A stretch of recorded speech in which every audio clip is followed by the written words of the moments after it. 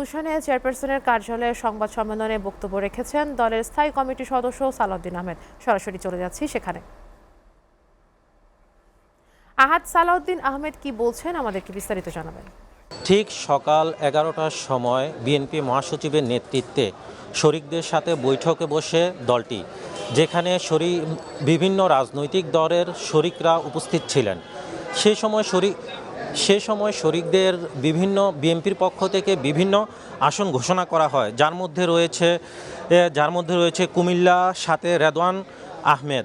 LDB থেকে তিনি পদত্যাগ করে বিএনপিতে যোগ দিয়েছেন।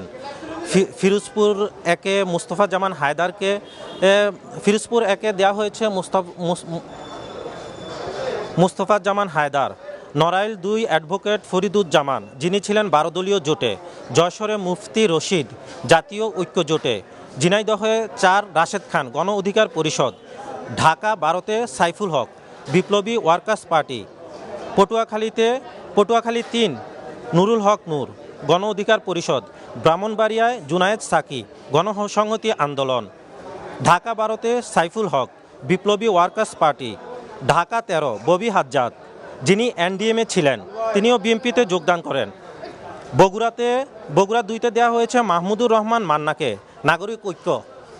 মূলত সকাল 11টার সময় বিএনপি মহাসচিবের নেতৃত্বে শরিক নেতাদের সাথে বৈঠকে বসে এই সময় মূলত আরও 10টি আসন ঘোষণা করে বিএনপি।